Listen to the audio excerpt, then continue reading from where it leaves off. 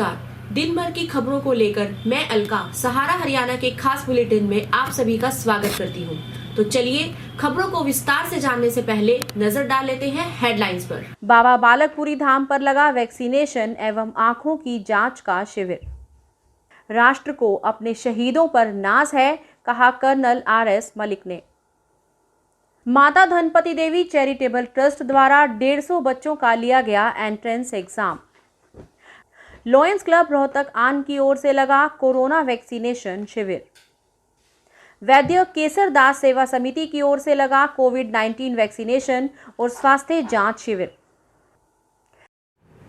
हरियाणा से आए कलाकारों की Pathania World Campus Public school में हुई मीटिंग। अर्जुन वशिष्ठ चुने गए हरियाणा के प्रधान। पर्यावरण को बचाने के लिए सामाजिक संस्थाओं द्वारा चलाई जा रही मेगा मुहिम के तहत लगाए गए पौधे। ओशोधारा नानक धाम मूर्थल में मनाया गया गुरु पूर्णिमा का पर्व, बताया संदीप नैन ने। अपना भारत मोर्चा के संयोजक अशोक तंवर ने पलवल में की पत्रकार वार्ता। भाजपा सरकार को जमकर घेरा। बाबा बालकपुरी धाम पर आज वैक्सीनेशन, एंटीबॉडी व आंखों की जांच का शिविर आयोजित किया गया। मुख्य अतिथि के रूप में समाज सेवी नवीन जैन ने शिरकत की और वशिष्ठ अतिथि के रूप में बाबा कालीदास ने शिरकत की। कोरोना महामारी में अपने आप को बचाना है तो टीकाकरण कराना जरूरी है, ऐसा दोनों ही अतिथियों ने कहा। मुख्य अतिथि समाज सेवी नवीन जैन ने कहा,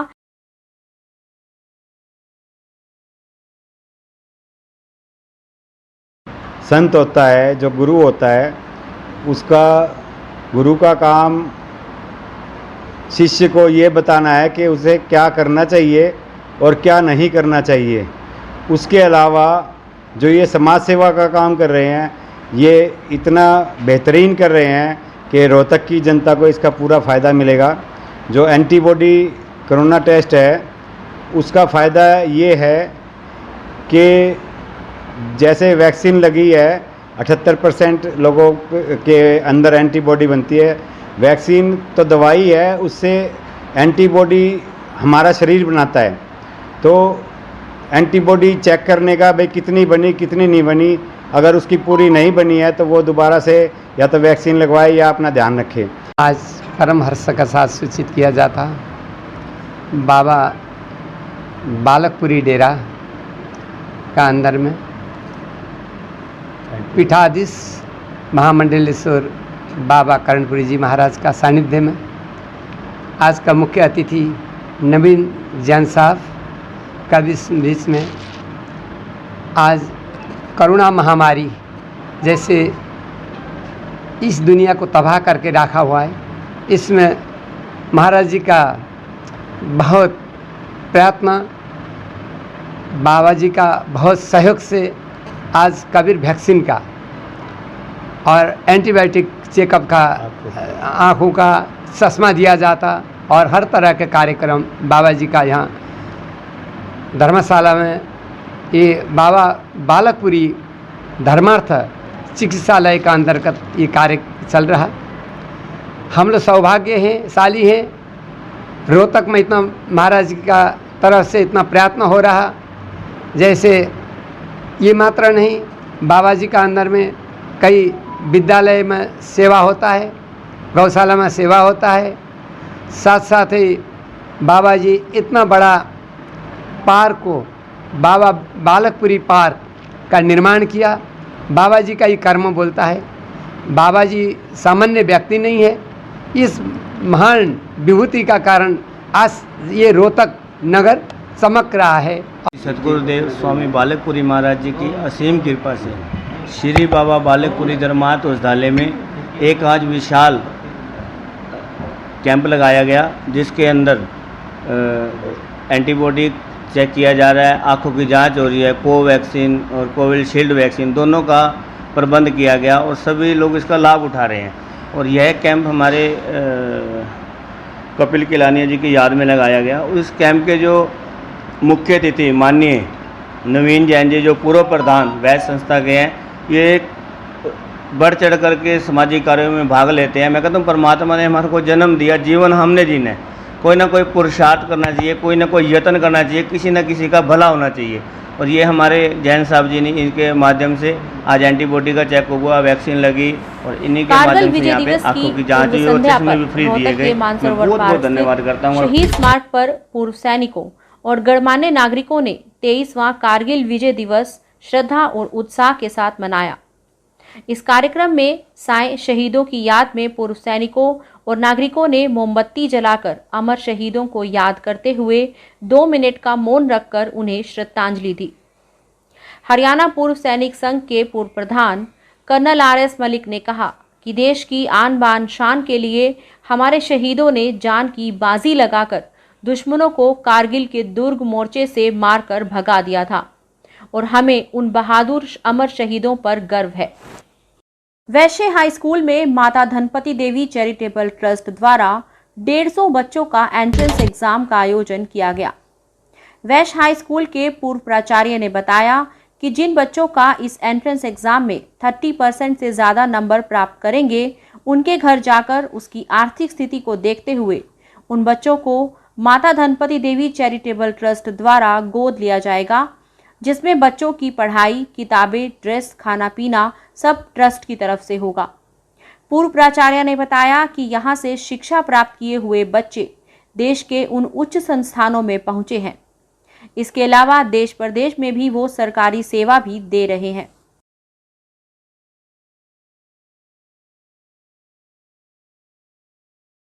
मैं पवन कुमार, पूर्व प्राचार्य वैश्य वरिष्ठ माध्यमिक विद्यालय रोहतक, आपको बताना चाहता हूं कि आज माता धनपति देवी चैरिटेबल ट्रस्ट के द्वारा जिन बच्चों को गोद लिया जाता है उनके लिए एक एंट्रेंस एग्ज़ाम का आयोजन किया जा रहा है, जिसके अंदर 150 बच्चे भाग ले रहे हैं। इनमें से जो बच्चे 30% से ज़्यादा मार्क्स लेंगे, उन बच्चों की घर पे जाके हम पहले आर्थिक स्थिति का अवलोकन करेंगे। उसके बाद उनका एक साक्षात्कार हमारे शिक्षा सदन में रखा जाएगा। उन सब के अंदर जो बच्चे सफल होंगे, उन सबको माता धनपति देवी चैरिटेबल ट्रस्ट के द्वारा गोद लेके उनकी निःशुल्क शिक्षा का प्रबंध किया जाएगा। ट्रस्ट ऐसे होनहार छात्रों को जिनके माता पिता उनका पढ़ाई का खर्च उठाने में असमर्थ हैं, उनको गोद लेके उनकी पढ़ाई की व्यवस्था करता है, उनकी फ़ीस की व्यवस्था करता है, उनकी सारी किताबें, ड्रेस और स्टेशनरी वगैरह सभी ट्रस्ट प्रोवाइड करता है। इसके अतिरिक्त ट्रस्ट विद्यालय के बाद अपने शिक्षा सदन के अंदर इन बच्चों की पढ़ाई की व्यवस्था भी करता है, जिसके अंदर ये बच्चे पढ़ के हमेशा राज्य स्तरीय परीक्षाओं के अंदर, बोर्ड की जितनी भी परीक्षाएं हैं, उन सब के अंदर मेरिट सूची में स्थान प्राप्त करके अपने और विद्यालय और अपने ट्रस्ट का नाम रोशन करते आ रहे हैं। इसके अतिरिक्त भी कंपटीशन एग्ज़ाम के अंदर ये बच्चे भाग लेके मेडिकल कॉलेज के अंदर भी PMT तक का एग्ज़ाम हमारे ट्रस्ट के बच्चे क्रैक कर चुके हैं, जो कि एक बड़े गर्व की बात है। इसके अतिरिक्त भी ट्रस्ट समय समय पे blood donation camp, vaccination camp लगा के हमारे समाज के अंदर एक जागृति फैलाने का कार्य करता है और मैं उम्मीद करता हूं कि आने वाले समय के अंदर ट्रस्ट इससे भी बढ़ के काम करेगा और समाज के अंदर एक नई समाज के निर्माण में अपना योगदान देगा। मैं अनीता गुप्ता, वैश्य सीनियर सेकेंडरी स्कूल फेज़ 2 में प्रिंसिपल हूँ।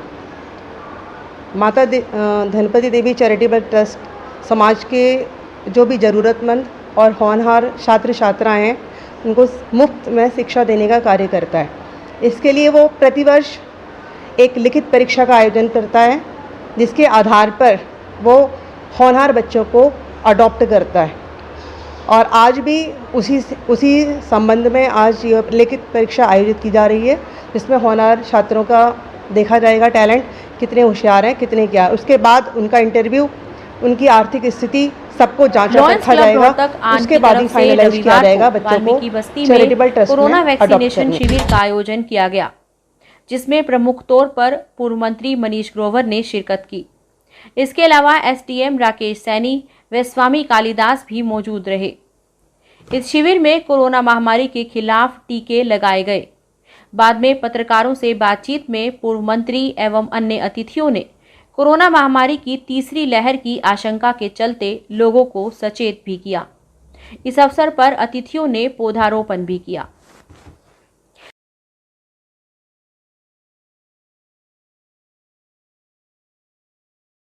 लायंस क्लब द्वारा आज वैक्सीन कैंप और ट्री प्लांटेशन जो लगाए हैं, उनके प्रधान हमारे भाई महेंद्र गोगनानी जी और हमारे इस समाज के सभी मेरे पुराने साथी, हमारे मेरे पुराना यहाँ से पारिवारिक रिश्ता है, उसी के बीच में आज जो वैक्सीन का वैक्सीनेशन का जो काम आज किया है, ये समय के हिसाब से जरूर है।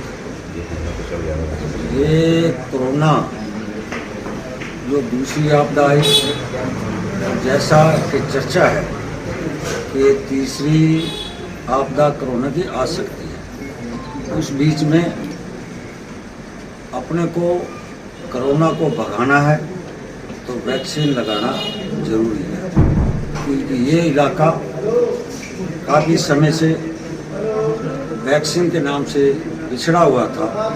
आज लायंस क्लब द्वारा एक कैंप लगाकर मैंने देखा कि किस तरह समाज के लोग, हमारी बहन, हमारी माँ, हमारे भाई सब वैक्सीन का इंजेक्शन लगवा रहे हैं। और उसी से मैं मान सकता हूँ कि देश के प्रधानमंत्री ने जो चिंता जाहिर की है कि तीसरी आपदा ना आए, वैक्सीन लगाएं, मास्क लगाएं और 2 गज की दूरी बनाएं। और जैसा लायंस क्लब पेड़ पौधे लगा रही है, मैं सभी बंधुओं से अपील करता हूँ आपके चैनल के माध्यम से, अपने माँ बाप के नाम से, अपने दादा दादी के नाम से, जो परिवार में कोई सदस्य नहीं है जो अपने को छोड़ के चला गया, उसके नाम से भी पौधा जरूर लगाएं, जिससे हमें ऑक्सीजन मिलती है। हमारे को प्रकृति की जब वैद्य केसरदास सेवा समिति की ओर से कोविड-19 वैक्सीनेशन एवं स्वास्थ्य जांच शिविर का आयोजन किया गया। समिति के संचालक राजेश सिंधवानी ने बताया कि इस अवसर पर मुख्य अतिथि प्रसिद्ध समाजसेवी नवीन जैन रहे। आज 200 व्यक्तियों ने कोविशील्ड की वैक्सीन लगवाई एवं औषधालय की जांच लैब में 85 व्यक्तियों ने शुगर, बीपी, एचबी और कोलेस्ट्रॉल की जांच करवाई। समिति द्वारा पथरी, कदूद, शुगर और खांसी जुकाम आदि की दवा भी बांटी गई। हरियाणा से आए हुए सभी कलाकारों की एक meeting Pathania World Campus Public School Sun City Rohtak में संपन्न हुई। इस मीटिंग की अध्यक्षता गुड़गांव से आए प्रसिद्ध वरिष्ठ रंगकर्मी अर्जुन वशिष्ठ ने की। इस मीटिंग में हरियाणा से आए हुए कलाकारों ने सर्वसम्मति से कलाकार कल्याण मंच और उसके साथ 2 और नाम फाइनल किए गए हैं। इन्हें इस मंच को शीघ्र अतिशीघ्र हरियाणा सरकार से रजिस्टर्ड करवाया जाए। उस मीटिंग में सर्वसम्मति से गुड़गांव के वरिष्ठ रंगकर्मी अर्जुन वशिष्ठ को पूरे हरियाणा का प्रधान चुना गया।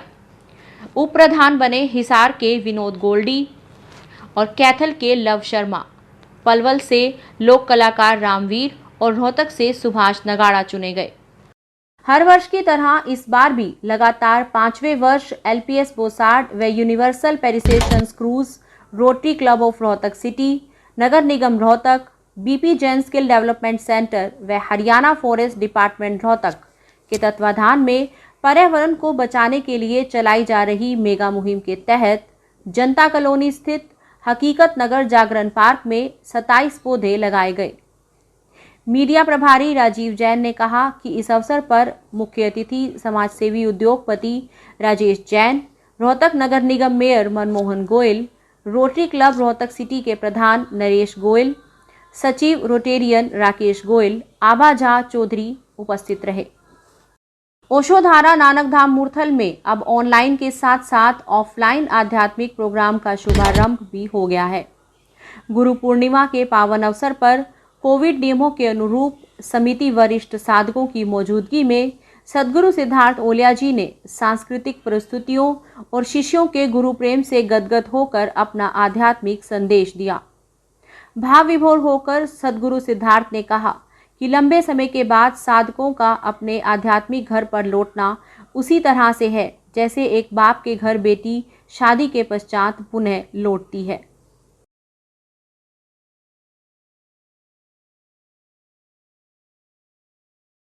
और सदगुरु के दर्शन करने थे, क्योंकि गुरु पूर्णिमा का त्यौहार जो है वो सदगुरु को नमन करते हैं हम।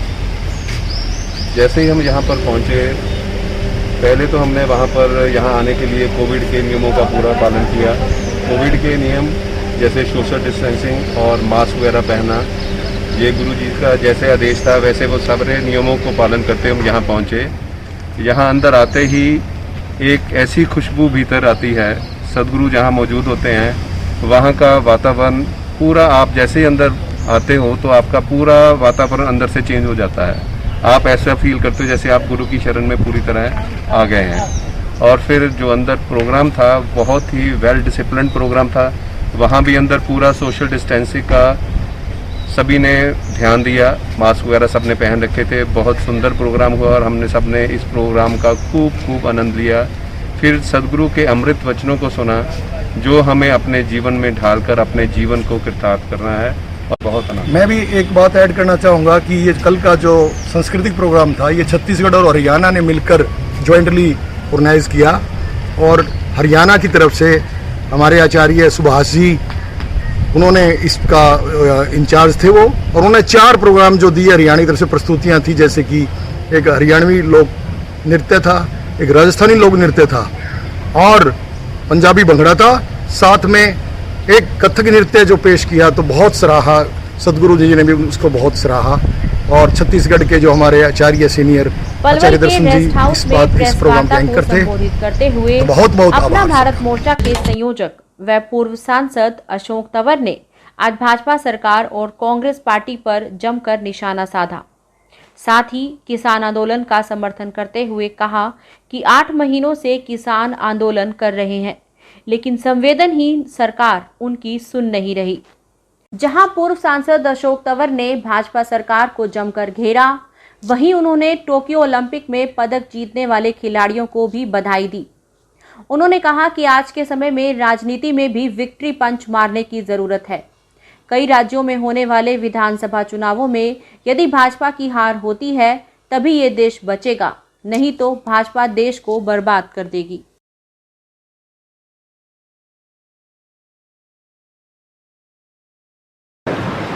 जो मोहम्मद गौरी और गजनबी से भी बड़े हैं, आज के जो वर्तमान में राजनीतिक दल हैं, इनसे देश को बचाना है। और जो चुनौतियां हैं हमारे सामने, बेरोजगारी, सांप्रदायिकता, जातिवाद, इस देश को जो कमजोर करने वाली ताकतें हैं, उनका भी डट करके मुकाबला करना है। और वो कौन कर सकेगा? जो नया नेतृत्व होगा, सच्चाई, ईमानदारी, साफ गोई के साथ मेहनत करता होगा, संघर्ष करना होगा। जो इन्हीं पार्टियों में मलाई उतारने के चक्कर में होगा, वो तो कहाँ से बचाएगा देश को। तो जब हमने सारा तंत्र मंत्र ये देख लिया कि किस तरीके से साठगांठ करके लोग लगे हुए हैं एक दूसरे को बचाने में, उस दिन हमने छोड़ भी दी और हम आगे मिल करके देश की लड़ाई लड़ेंगे, हरियाणा की लड़ाई। फार्मूला सबको, सारे लोग अपने अपने व्यक्तिगत स्वार्थ छोड़ें, थोड़ी सी ईगो छोड़ें और एक साथ एक मंच पर आए, तब जा करके इनका सफाया। तो उसमें आपकी भी भूमिका रही, कुछ आप भी भूमिका निभाओ, कुछ और शब्द निभाएंगे जी।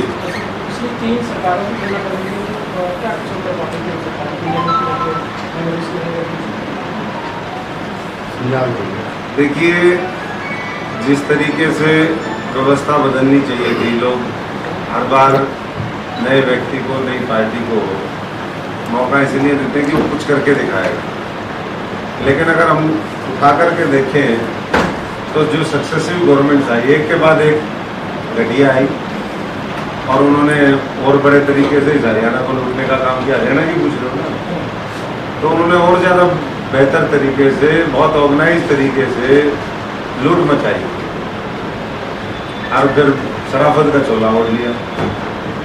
तो धीरे धीरे बेनकाब करेंगे, एक एक का नकाब उतारेंगे, धीरे धीरे उतारेंगे। आज के लिए इतना ही, फिर मुलाकात होगी हमारे अगले एपिसोड में। तब तक के लिए शुभ रात्रि, शब खैर, नमस्कार।